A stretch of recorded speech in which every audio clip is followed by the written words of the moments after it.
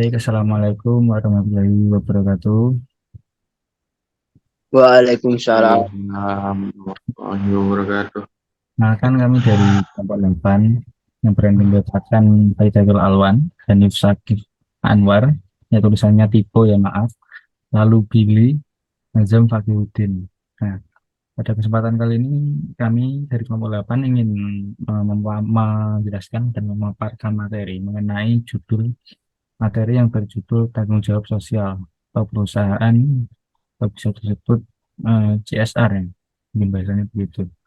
Eh, tak lupa langsung saja kita mulai materi kita. Mungkin bisa dimulai dari Mas Waidatul Alwan. Kami persilahkan. Baik, terima kasih. Langsung saja, yang pertama yaitu mengenai pengertian tanggung jawab perusahaan atau CSR. CSR adalah kegiatan perusahaan yang memiliki tanggung jawab secara sosial kepada masyarakat sekitar dan masyarakat secara luas hingga pemangku kepentingan. Selanjutnya,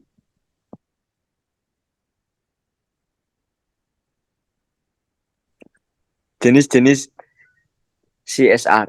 Satu, tanggung jawab kepada lingkungan.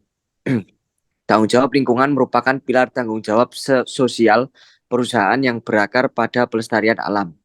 Melalui operasional yang optimal dan dukungan terhadap hal-hal terkait, suatu perusahaan dapat memastikan bahwa mereka mewariskan sumber daya alam dengan lebih baik dibandingkan sebelum beroperasi.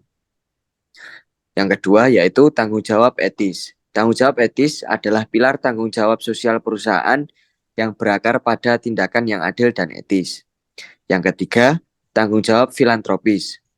Tanggung jawab filantropis adalah pilar tanggung jawab sosial perusahaan yang menantang cara perusahaan bertindak dan berkontribusi kepada masyarakat. Selanjutnya saya kembalikan ke Mas Hanif. Baik, saya akan menjelaskan mengenai manfaat tanggung jawab sosial perusahaan. Itu ada empat ya. Untuk yang pertama adalah pengakuan merek. Mungkin kalian teman-teman bisa mengakui bagaimana pengakuan merek tersebut. Ini tentang pengakuan merek itu diakui oleh sebuah perusahaan dan diakui oleh sebuah konsumennya. Lalu yang kedua adalah hubungan dengan investor. Mungkin hubungan investor ini adalah hubungan dari perusahaan kepada investornya untuk saling menguntungkan tentunya. Lalu yang ketiga adalah keterlibatan karyawan. Tentunya dalam perusahaan itu adalah terkait adanya sebuah karyawan, yaitu keterlibatan ini menjadi tanggung jawab sosial dari perusahaan. Lalu yang keempat adalah mitigasi resiko. Tentunya perusahaan tidak ingin dapat ada kerugian. Maka dari itu, perusahaan mungkin bisa memiliki mitigasi resiko ini untuk digunakan sebagai manfaat dan juga tanggung jawab sosial perusahaan. Lalu yang berikutnya tujuan CSR dijelaskan oleh Mas Billy. Monggo Mas Billy, kami persilakan. Baik, Kak. Nah, yang selanjutnya itu adalah tujuan CSR, di mana ada tiga bentuk tujuan dari CSR itu sendiri.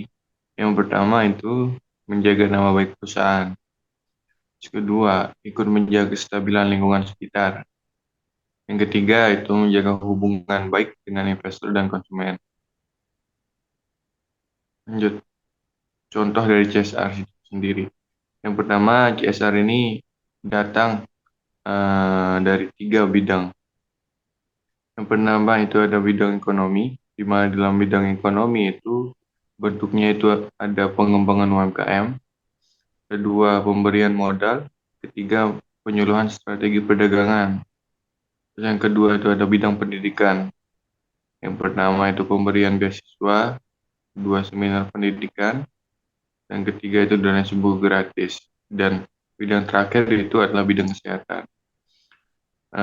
Yang pertama itu ada program donor darah, kedua pengobatan gratis, dan ketiga itu vaksinasi COVID pada saat itu.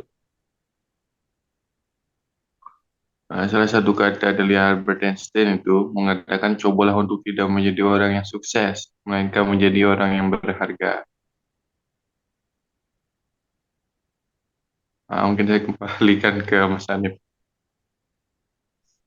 Baik, eh, mungkin saya kembalikan kepada saya. Terima kasih. Mungkin yang pertanyaan ini bisa kami kembalikan ke Mas Azam.